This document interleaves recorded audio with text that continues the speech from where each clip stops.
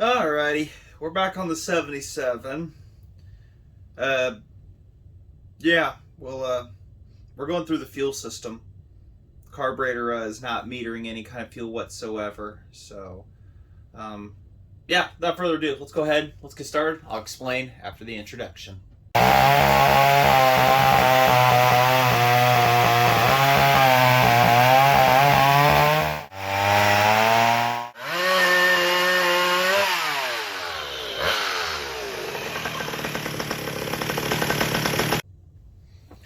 Alright, so a couple things I had done.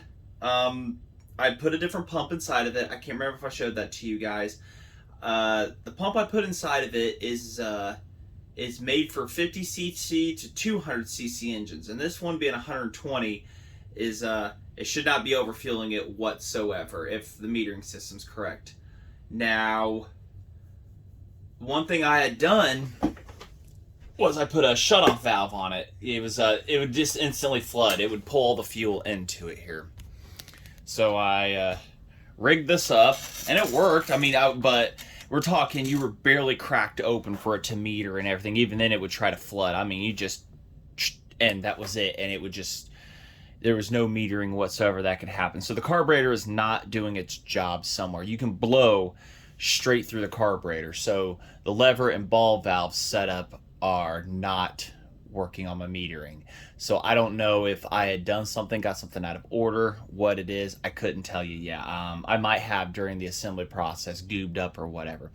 So good news is a guy is developing these metering diaphragms and working with it to get an aftermarket for these, because the supplier we were getting them from, he's kind of, it's becoming very bad hit or miss on him. So he's developing a line for older saws such as these and whatnot, along with the BP1, which those carburetor parts are about impossible to find. So it's just hard to find ones, and he's kind of stepping in and trying to fill that gap and everything for us. Gasket sets for these and everything. So, you know, it's a lot easier. One big problem that I've had in the past, even cutting my own gaskets between where this side plate goes to the engine, there's a super thin areas, and I think it was personally poorly engineered for the gasket to be that thin in such a crucial spot, and they could be prone to leaking right here. And this one is no exception to that rule to have happened. So, and everything. But right now we're going to focus on the carburetor and everything. I'm going to go ahead, I'm going to rip it off here. There's a build series on it, but we'll just rip it off here real quick, is what we're going to do. And then we'll go from there. I do have the new new metering diaphragm. This is a prototype, like one of two that he makes. Same material I do. Gasket right here, he glued it on there, used like an RTV stuff, but that shouldn't affect anything. I mean, by the time you seal and crimp all this together and everything between the plates, you shouldn't have any problems with it. Big thanks to Brian Genrich for this and everything. Like I said, you know, this is by the time you guys see this, hopefully these are going out and everything. I don't know when this video is going to be released, so I'm, like I said, working with him and everything to try to do this, since I was having a problem with this carburetor. One thing you're going to have to do on this setup is you're going to take your metal pieces from yours and put it on here, and like I've done in the past, you'll have to make a back metal plate. He might be able to get those cut out and everything and stuff like that, but I'm going to reuse what I've got here drilled out, reuse that, but we're going to, you know, play pretend like we're having to do this for real, and I'll go through the explanation on that. I also have a video showing how to make these and everything, that shows the steps and on everything, like that back piece and stuff like that, how to make them. So I'll also link that into the bottom of that. So, but this right now is just a flat, smooth one, and he was thinking about making some that are recessed and everything, and I've always used the flat ones, and I've never had a problem with them working. So, and I ordered some more of this stuff, and last I looked, it's still sitting up, and we're talking, it was supposed to be in here like 2 months ago, and it's still sitting up in Chicago inside of a customs thing or whatever, despite I've had stuff come from Canada and everything without a problem. So I think that's kind of just a loss right there. I may just go on there and tell the seller, hey, this never arrived, it's still stuck in this and everything, what they do. But, you know, out just a few bucks and everything, and so whatnot. Maybe I'll contact USPS. Good luck with that. You can't get through them for your life. So that is the new one and everything. So we'll go through that, and I don't know if they come from the factory with the gasket glued on there.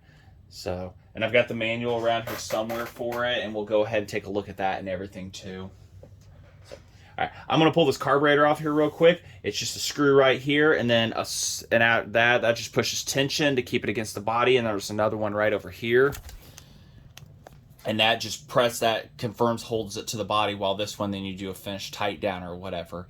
And that does all that. As you screw the screw in, the nut and everything pulls, and it just pushes on the spring and everything. It's a specialized screw. So, all right, I'm going to get that off there, and then we will go ahead and we'll dig into the main subject of this entire saw here and whatnot.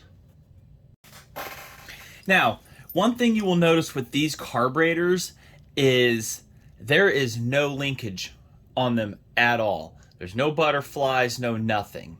That all comes after the fact, downstream from this, which is kind of unusual with it. It just, as the air flows past through other ports and everything, it pulls the fuel out of it based on what port is getting the airflow, and what port is that, and everything is determined by also these jets that has the airflow on it. And there's a slide inside there, and as it opens and closes ports and varies how much air goes through and fuel and everything. So it's a very over-engineered setup is what these are. So, and prone to wearing and tearing. It's got a lot of wear parts inside of it.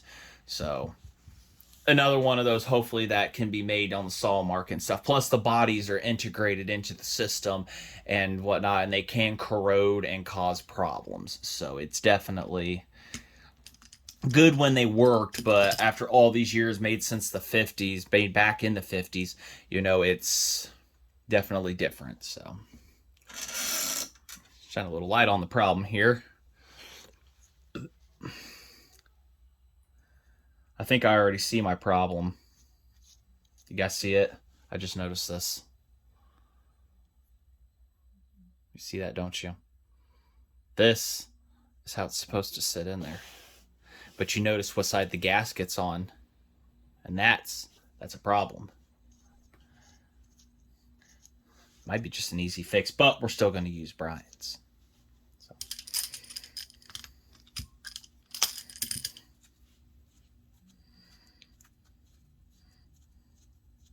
Because when I tried to go here, we'll try to. Yeah, I can just. Two-stroke. I can just push air through that. It just goes right through. It doesn't even try to. I mean, it's got a little resistance, but it's easy enough where an engine is pulling like heck. It just blow right through. It should not be doing that. It doesn't leak anywhere out of the carburetor either. It comes right out the jets. So, and that being right there, instead of on the air side, does not space this up, causing it to pull the ball shut probably properly. So we'll get back in here. We'll see if there's anything. But our problem lies within here. So.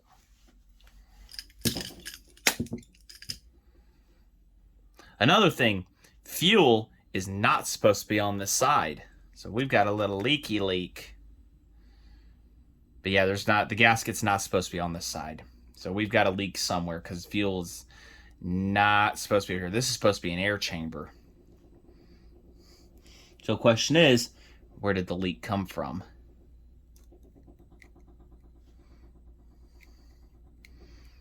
Might have been around one of these sharp edges too, and I'm not the best at cutting that out. Probably take a little more time. But yeah, that's supposed to be spaced up enough to where when that's pulled up, it closes this ball valve right here. And that is what controls your fuel.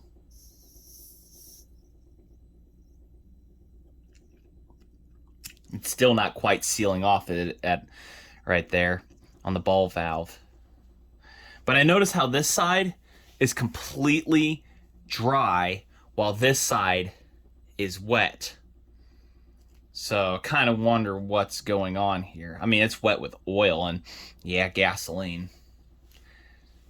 But how it managed to get through, but they're not equally wet. I mean, this, not even a hint of wetness on there at all. Like it has actually not seen fuel. I mean, this side is completely drenched. This side, not a thing. It's dry. I mean, it's got it, but it's not. You see the comparatives. So kind of question what's going on here.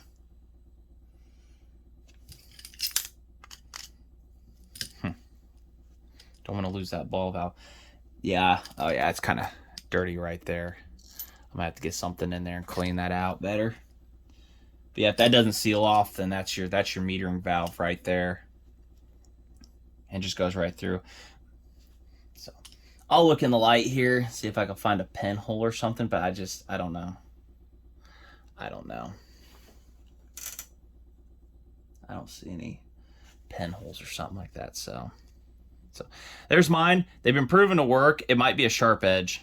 I'll look in the light here in a bit and see what I can find. Probably make a new bottom here. Go open up a can of green beans here and eat it for dinner or something. Unless I can figure out how to attach rivets and everything without damaging this. And I don't want to damage this though, but you will need another plate system for the back. So that's one thing I'll have to tell Brian to do, is take a measurement of this and everything and then stuff like that. So I just don't see it leaking past the seal all here either, unless it went past the rivets through that point right there. It could have, and I don't think I sealed it on the back sides. But as smashed as those are, you think it would have.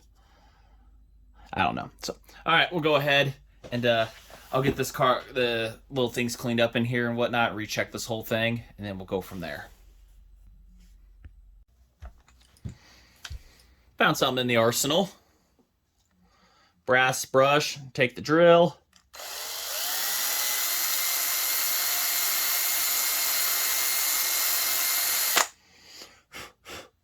That just pretties that up. That might have been the problem right there. It was just clogged up. It wasn't able to seal it off. So, all right, figured I'd show that real quick. Good way to clean that needle seat. Now, before I get tearing everything apart here and stuff, making sure holes line up, and I gotta say, pretty close. So there, the impulse hole at the top up there, breathing hole or whatever there. Bottom one, just a tad bit off, and same with the bottom, but it's not gonna affect anything whatsoever. And then when the diaphragm's down, nice and tight. Also got that all cleaned up, and now when I blow through it, no air. So definitely a leaky valve, plus my order of things equaled bad.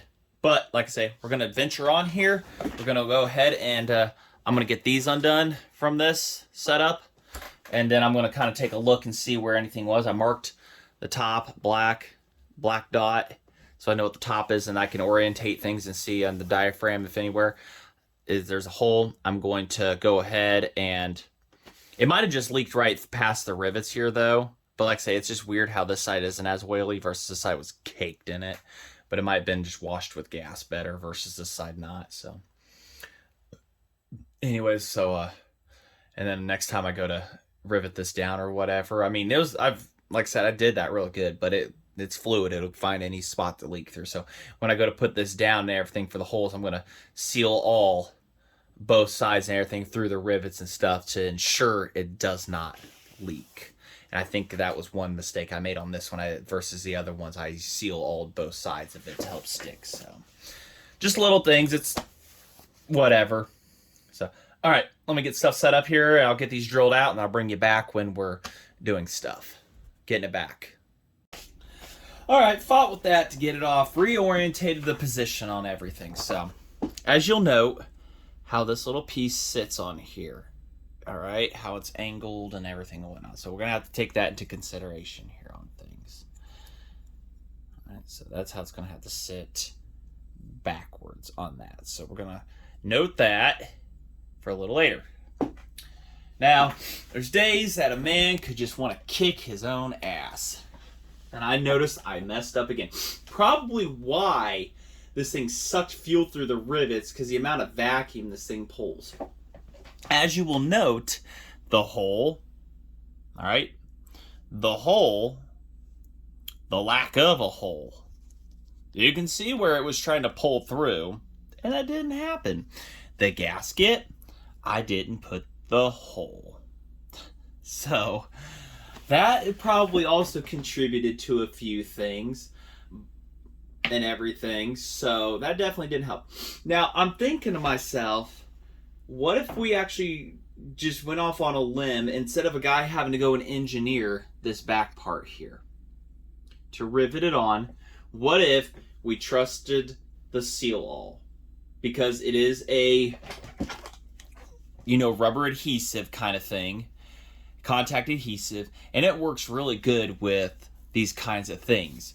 So cleaning the surfaces with alcohol and orientating it properly. And since I have the holes in this already for orientation purposes, I'm able to put this on and carefully mark everything up to where I'll know where to put this on and glue it and keep the pressure and the weight on it for 24 hours before reassembly, and we'll give it a good tug test and everything, which it should hold, because this isn't getting much tension. A lot of back and forth movement, but I'm not sure what adhesive they used back in the day.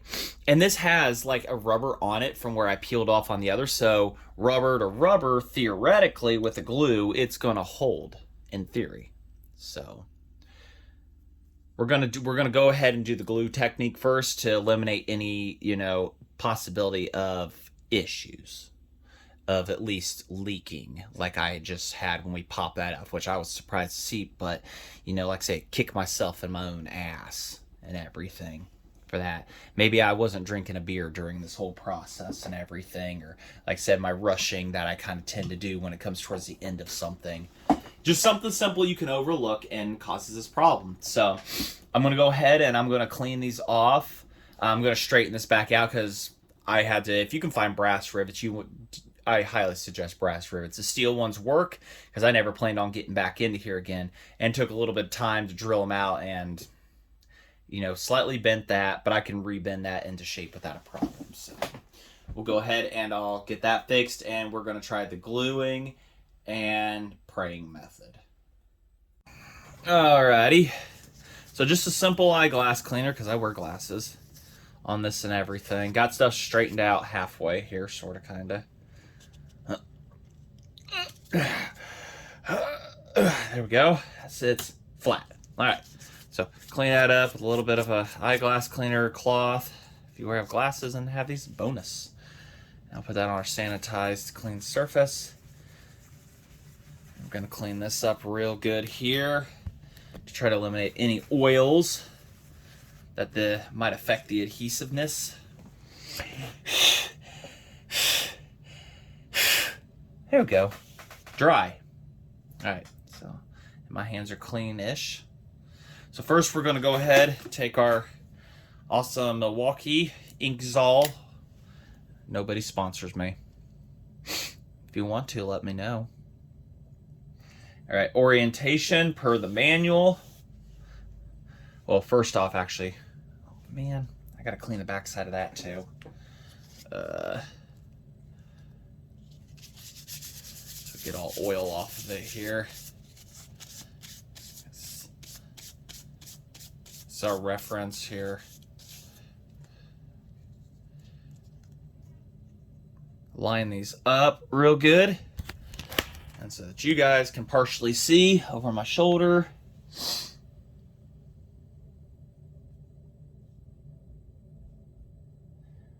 Man, my holes are way off compared to his. His are actually a little more accurate than mine. So I'll go ahead, mark right here, and mark right there, and then that, right like so, is orientated pretty bloody close. Might be off center a little bit. Might be just my fault too. Was I off center on this one?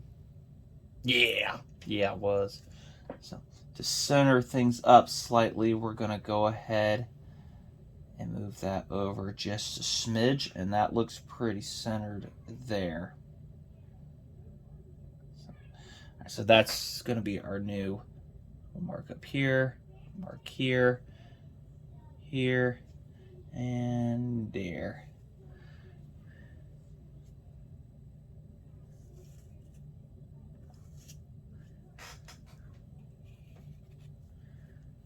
And that is going to be our new center for this.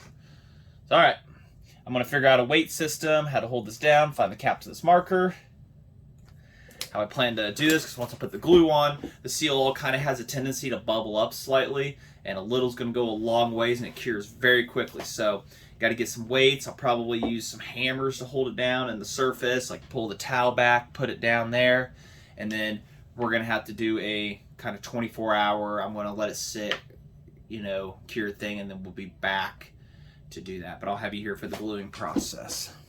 So, and you can get creative, you know, use a vise if you have to, special something, 3D print, whatever, as a clamp, as long as you can get it held down. So I don't know what McCulloch did back in the day to hold this down with glue. They used microwaves, radio waves, whatever process to them together. So, all right, drew a couple little extra marks.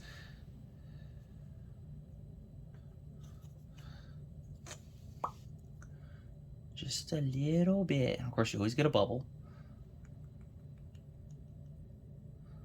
I'm not even really squeezing the tube, just kind of letting it pull itself out. All right, that's more than enough. But knowing me. All right. Here's the seal oil. Now, when this sits straight up and down like this, move it to where you guys can be. Clean that lever up. This does not sit straight up and down, so don't in the body. So make sure, like say, you orientate this correctly like that. So when this sits, it's at an angle. Do take note of that. And that's why I drew extra things last second there off camera.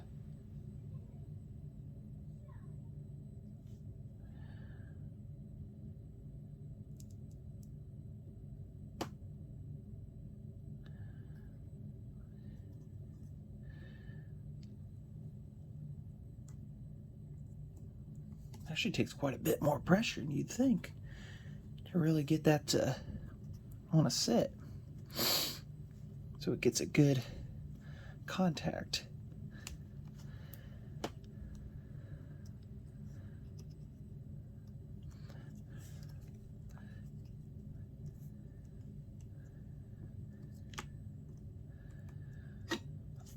So now we'll go ahead and get this hammer head.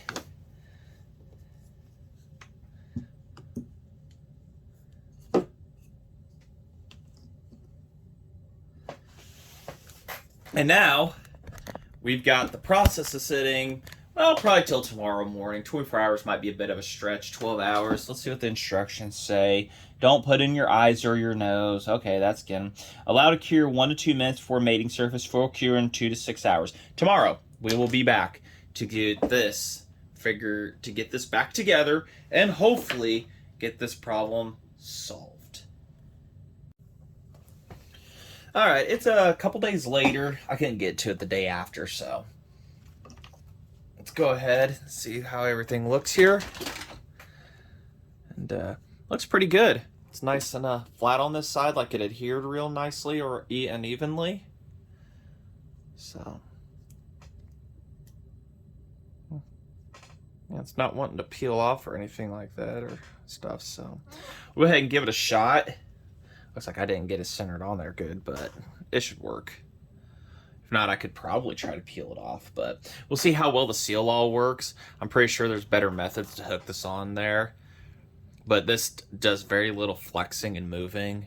It's not getting strained or anything, so like I said, I'm trying to do a glue-on method versus having to do, you know, the rivets and everything, something that more of a average Joe can do and everything. So I'll go ahead and get this back together, and then we'll get it tossed back into the saw.